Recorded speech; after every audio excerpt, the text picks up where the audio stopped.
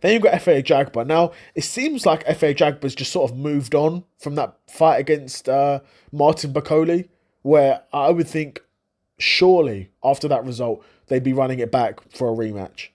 But clearly not, because it seems like both guys are sort of happy to move on, and Ajagba's willing to move on, and Bakole's on to looking to go on to bigger and better things. But yeah, an Efe Ajagba fight could prove quite tricky, because Efe Ajagba is quite a big heavyweight like Anthony Joshua, quite muscular, but also quite athletic, and very well could prove to be more athletic than Anthony Joshua, particularly early on. Right, we saw how athletic Efe Ajagba was at the start of that fight against Bakole. He did tire towards the back end of that fight. And if you tire like that against Anthony Joshua, to be fair, Anthony Joshua's not got an amazing gas tank like that, and he's not getting any younger.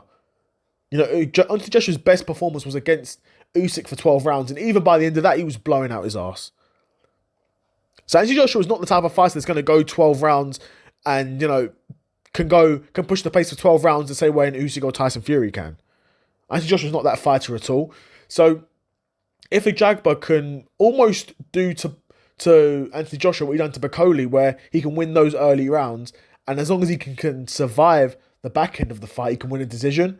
I don't think Efe Ajagba could do that to Anthony Joshua, because we saw early on in that fight, Martin Bakole was a far more stationary target than Anthony Joshua ever would be, right? Anthony Joshua's not a boxer who's particularly defensively elusive. He's not particularly a great mover in terms of footwork, but he's better than Bakole. He moves more than Bakole. He's more athletic. He can get in and out of range quicker than Martin Bakole can. So in that instance, I might even have to give the edge to Anthony Joshua. Now, you're looking at it and thinking, see, these are sort of the names that are in and around the top 15, and if he beats Gassiev, if he beats Ajagba, the next thing we've got here is Deontay Wilder. I think he handedly beats Deontay Wilder. Then we're looking at guys who are really in the top 10.